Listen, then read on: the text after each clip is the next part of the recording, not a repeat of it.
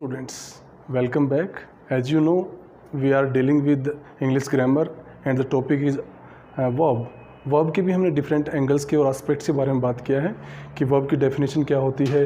Verb की definition के साथ साथ वर्ब्स के पार्ट्स कितने होते हैं, ब्रांचेस कितनी होती हैं। तो वर्ब की हमने दो ब्रांचेस का डिस्कस किया था। पहली ब्रांच लेक्सिकल वर्ब होती है, दूसरा ऑक्सिलरी वर्ब होती है। और ऑक्सिलरी वर्ब और इसके लेक्सिकल वर्ब के बाद लेक्सिकल वर्ब की दो ब्रांचेज होती हैं, नॉन फाइनाइट वर्ब और non finite verb. Finite verb दो तरह की होती है, ट्रांजिटिव और इंट्रांजिटिव वर्ब। और जो हमारे नॉन फाइनाइट वर्ब होती है उसकी भी तीन सब ब्रांचेज होती हैं। पहली ब्रांच का नाम जो है ना हम बोलते हैं इन्फिनिटिव बोलते हैं, दूसरा जो है जीरेंड होता है, तीसरा पार्टिसिपल होता है। और अभी तक जो प्रीवियस लेक्चर्स में हमने जो डिस्कस किया था वो था कि भाई जो हमारी नॉन फाइनाइट वर्ब जो पहली ब्रांच होती है इन्फिनिटिव के दो एस्पेक्ट होते हैं, टू सब ब्रांचेज आर देयर। पहली ब्रांच को बोलते हैं विदाउट टू यूज़ कैसे करें और टू के साथ हम यूज़ कैसे करें, ये अभी तक हमने डिस्कस किया था। अभी जो नेक्स्ट जो हमारा है इसी टॉपिक को हम थोड़ा सा हम प्रोसीड करेंगे। तो चलिए आज हम अपना लेक्चर शुरू करते हैं।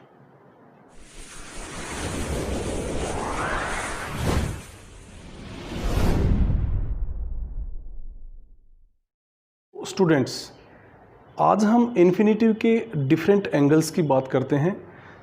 उस लेक्चर को हम आगे कंटिन्यू करते हैं और प्रोसीड करते हैं इस पॉइंट के साथ कि कुछ ऐसी भी चीज़ें होती हैं जो कि हमें समझनी बहुत ज़्यादा ज़रूरी होती हैं कि ये फंक्शन कैसे करता है हमारा टू इन्फिनिटिव है ये। तो इन्फिनिटिव की टू ब्रांचेस बताई थी, विदाउट टू इन्फिनिटिव और टू इन्फिनिटिव। तो हम आपको बता दें कि टू इन्फिनिटिव जो होता है वो टू इन्फिनिटिव एक वर्बल नाउन होता है। वर्बल नाउन का मतलब क्या होता है कि it functions, it means this verb, this to infinitive functions as a noun. मतलब कहने का क्या है कि it can be use instead of a noun, इसको एक नाउन के स्थान पर भी यूज किया जा सकता है। तो हम इसको जानते हैं और समझते हैं कि इसको नाउन के तौर पे यूज़ कैसे करते हैं।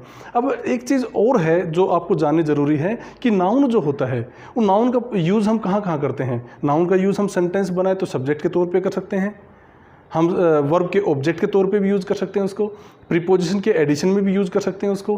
तो ये जो कुछ एक ऐसे स्पोर्ट्स होते हैं जहाँ पे हम वर्बल नाउन को, इस नाउन को यूज़ करते हैं। और अब हम इस टू इन्फिनिटिव को, एक जो कि एक वर्बल नाउन है, उसको यूज़ करेंगे। तो टू इन्फिनिटिव की ब्रांच हमने बताई थी वो to infinitive.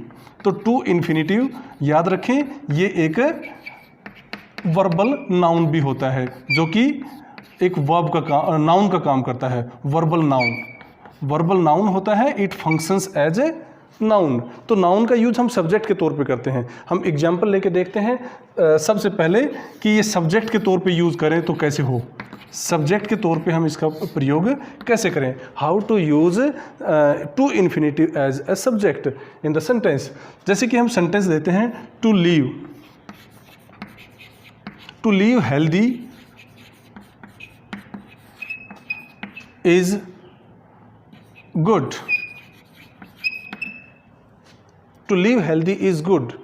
To tell lie is a bad habit.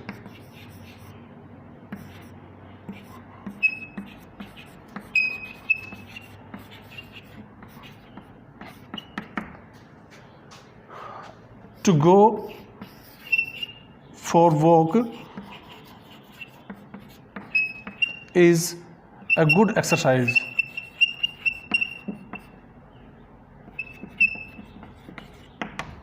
ये कुछ सेंटेंसेस हैं जो कि एग्जाम्पल के तौर पे हमने यहाँ लिखे हैं।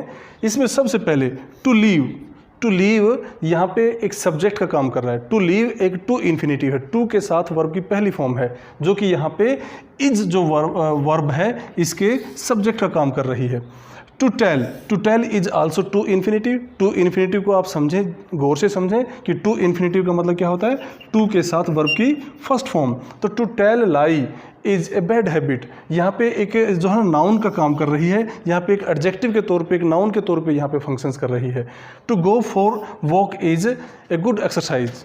To go for walk is a good exercise. तो यहाँ पे टू गो जो है ये एक सब्जेक्ट के तौर पे यहाँ पे काम कर रहा है। टू गो एक हमारा टू इन्फिनिटिव है जो कि वर्बल नाउन, एक नाउन के तौर पे यहाँ पे काम कर रहा है, एक सब्जेक्ट के तौर पे काम कर रहा है। आप ये देखें कि एक वर्ब सब्जेक्ट का काम कैसे कर सकती है। तो यहाँ पे टू इन्फिनेटिव को आपके सामने बताया है। टू इन्फिनेटिव एक सब्जेक्ट का भी काम करता है। In the same way it also functions as a object. ये ऑब्जेक्ट का भी काम, as an object it functions as a object.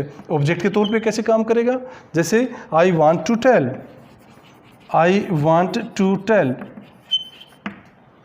I want to tell, to tell is a to infinitive. यहाँ भी वांट का ऑब्जेक्ट है, ये want का ऑब्जेक्ट है और ये वांट का ऑब्जेक्ट है टू टेल, ये टू इन्फिनेटिव है। यहाँ पे नाउन है, ये नाउन है, हमारा नाउन है और ऑब्जेक्ट के तौर पे काम कर रहा है। हमारा सब्जेक्ट क्या है? आई, और हमारा वर्ब क्या है?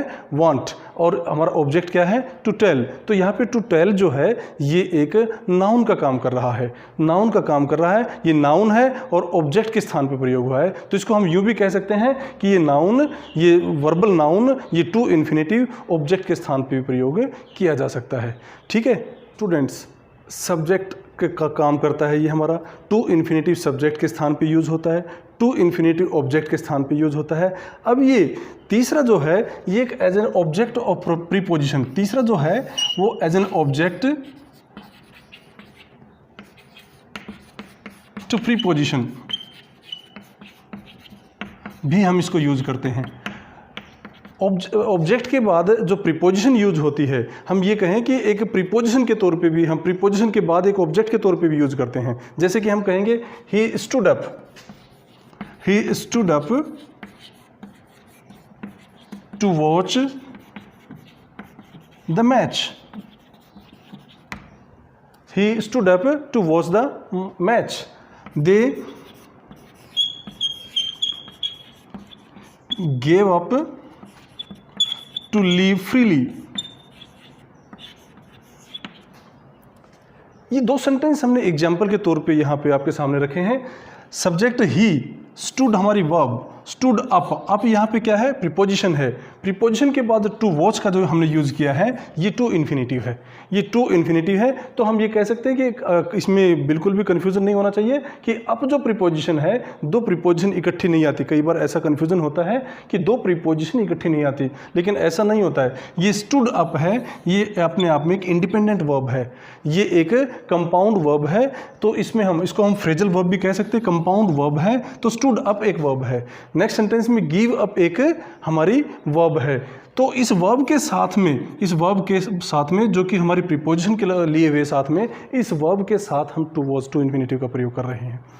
दूसरे सेंटेंस में they gave up to live freely, उन्होंने छोड़ दिया, आज़ाद रहने के लिए सब कुछ छोड़ दिया। तो यहाँ पे दे गेव अप, यहाँ अप जो वर्ड है, अप वर्ड के बाद क्या है? टू इन्फिनेटिव का प्रयोग हुआ है, टू लिव फ्रीली। ओके, तो कहने का तात्पर्य ये है कि ये एक वर्ब के एक जो टू इन्फिनेटिव है, ये एक प्रीपोजिशन के बाद ऑब्जेक्ट का भी काम करती है। इसके बाद जो फोर्थ वन है हमारा, फोर्थ वन है ये वर्ब का डायरेक्ट ऑब्जेक्ट भी हो सकता है। ये प्रीपोजिशन के बाद जो हो रहा है तो वर्ब का एक कंप्लीमेंट ऑफ वर्ब भी हो सकता है। इसको हम यूँ कहें कंप्लीमेंट ऑफ वर्ब भी हो सकता है। कंप्लीमेंट ऑफ वर्ब क्या होता है कि वर्ब को पूरा करना, वर्ब की सेंस को पूरा करने के लिए। जैसे कि हम कहेंगे I am to go, I am to go, they are to, या दे कहेंगे दे वर टू लीव। ये सेंटेंसेस देखिए यहाँ पे I am to go, am is main verb here, this is auxiliary, am is auxiliary, but here it is working as main verb. तो main verb के बाद जो हम टू इन्फिनेटिव का यूज करते हैं तो this is called verb complement. Verb का कंप्लीमेंट कर रहा है, वर्ब पूरी कर रहा है, वर्ब की सेंस को पूरा कर रहा है। I am is not a sentence, it doesn't clarify the meaning in itself. तो यहाँ पे इस वर्ब की मीनिंग को पूरा कर, देखिए सेंटेंस जो होता है स्टूडेंट्स, वो आपको बताया कि सेंटेंस जो है ना वो रिवॉल्व्स अराउंड द वर्ब, पूरी तरह से उसके चारों इर्द गिर्द ही घूमता है सेंटेंस। सब्जेक्ट हो, ऑब्जेक्ट हो, ये सही है कि वर्ब को करने वाला कौन होता है? सब्जेक्ट होता है। वर्ब जो होती है वो किसके द्वारा डोमिनेट होती है? सब्जेक्ट के द्वारा डोमिनेट होती है। लेकिन सारा सेंटेंस जो हमारा होता है वो सारा किसके चारों ओर घूमता है? वर्ब के चारों ओर घूमता है। लेकिन अगर वर्ब भी हमारा मीनिंग क्लियर ही नहीं करेगी तो फिर वर्ब का मतलब नहीं है उसका। तो यहाँ पे आई एम टू गो का मतलब क्या है कि मुझे जाना है। तो ये आई एम जो वर्ब है इसके बाद टू गो लगा रखा है, ये टू गो क्या है? हमारा टू इन्फिनेटिव है। और टू इन्फिनेटिव का मतलब क्या है कि इस वर्ब को कंप्लीमेंट करने के लिए, इस वर्ब की मीनिंग को क्लियर करने के लिए, इसको मीनिंग को पूरा करने के लिए we are using to infinitive as a complement of a verb. In next sentence, they were to leave, they were to leave, were is an auxiliary, but here in this sentence it is functioning as a main verb. तो main verb के बाद हमने to leave जो लगाया है ये to infinitive है। इसका तात्पर्य क्या है, इसका मतलब क्या है? It clarifies the meaning of were, the main verb. They were to leave, उन्हें छोड़ के जाना था। तो यहाँ पे वर के बाद जो टू लीव लगा हुआ है और एम के बाद टू गो है। इसी तरह से बहुत सारे सेंटेंस हो सकते हैं कि ही इज़ टू रीड, उसको पढ़ना है। She is to cook the food. तो ये जो सेंटेंसेज हैं, is to cook the food, he is to leave, ये सारे के सारे जो हैं ये वर्ब कम्प्लीमेंट हैं। अगर ऑक्सिलरी वर्ब मेन वर्ब का काम करे और उसके बाद हमें टू इन्फिनेटिव लगाना होता है, वो हम क्या बोलेंगे? वर्ब का कम्प्लीमेंट बोलेंगे। ओके तो स्टूडेंट्स, अभी तक हमने क्या जाना कि इन्फिनेटिव एक वर्बल नाउन होता है जो कि वर्ब के सब्जेक्ट के तौर पे काम करता है। वर्बल नाउन होता है तो सब्जेक्ट के तौर पे काम करता है, ऑब्जेक्ट के तौर पे काम करता है। ये हमारा एक प्रीपोजिशन के बाद जो ऑब्जेक्ट होता है उसके तौर पे काम करता है। एंड उसके फोर्थ वन जो हमने बताया था वो क्या काम करता है? एक ये वर्ब कंप्लीमेंट का काम करता है। Next and the last very important and it is that कि ऑब्जेक्ट कॉम्प्लीमेंट का भी काम करता है। It functions as object complement. अब वर्ब का कॉम्प्लीमेंट होता है तो ऑब्जेक्ट का कॉम्प्लीमेंट क्या होता है? ऑब्जेक्ट कॉम्प्लीमेंट क्या होता है? ऑब्जेक्ट कई बार क्या होता है कि सेंटेंस अपने आप में सेंस पूरी, ही मेक्स मी। अब ये sentence suppose he makes me, ये सेंटेंस अपनी सेंस पूरी नहीं करता है। तो कई बार ऑब्जेक्ट को भी कुछ ऐसी एडिशनल वर्ब की ज़रूरत होती है, या यूँ कहें कि जो हमारी मेन वर्ब होती है उसको ऐसी कुछ रिक्वायरमेंट होती है, एडिशनल इन्फॉर्मेशन की रिक्वायरमेंट होती है, एडिशनल फंक्शन की ज़रूरत होती है जिससे कि वो अपना मीनिंग क्लियर कर सके। जैसे हम एक सेंटेंस बनाते हैं, he asked me to go, he helped me to cross the river,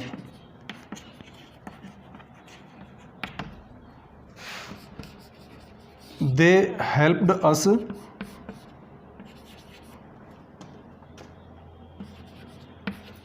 to eat the food। ये सेंटेंस देखिए, हमने 3 एग्जाम्पल यहाँ पे पुट किए हैं ऑब्जेक्ट कॉम्प्लीमेंट के लिए। हमारा सेंटेंस क्या है कि ही सब्जेक्ट, आस्क्ड हमारी वर्ब है, मी हमारा ऑब्जेक्ट है। सेंटेंस कंप्लीट होता है यहाँ पे, sentence completes here. So he asked me. अब इसके बाद मी के बाद जो टू और वर्ब लगाते हैं, टू और वर्ब की पहली फॉर्म जिसको हम टू इन्फिनेटिव बोलते हैं, टू इन्फिनेटिव लगाते हैं तो ये क्या होता है? वर्ब ऑब्जेक्ट कॉम्प्लीमेंट होता है। नेक्स्ट सेंटेंस में he helped me to cross the river, यहाँ ये सब हमारा सब्जेक्ट है, ये वर्ब है, ये ऑब्जेक्ट है। ऑब्जेक्ट के बाद जो हमने टू इन्फिनेटिव यूज़ किया है ये जो ऑब्जेक्ट कॉम्प्लीमेंट का काम कर रहा है।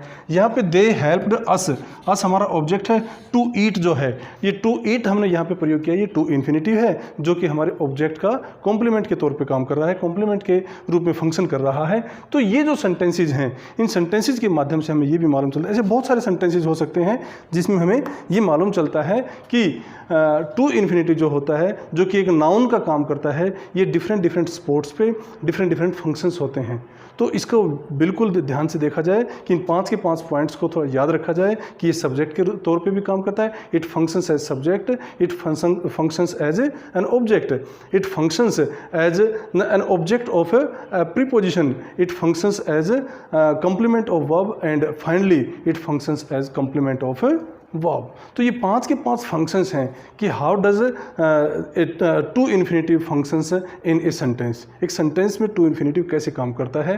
तो ये इन सारे के सारे चीज़ों को 5 के 5 पॉइंट्स को बिल्कुल ध्यान से समझने की ज़रूरत है। उम्मीद है आपको इन्फिनेटिव, विदाउट टू इन्फिनेटिव और its functions as verbal noun अच्छे से समझ में आए होंगे। अगर कोई क्वेरी रहती है तो आप हमें कमेंट बॉक्स में ज़रूर बताएं, हम आपकी क्वेरी को ज़रूर सॉर्ट आउट करने की कोशिश करेंगे। Thank you very much.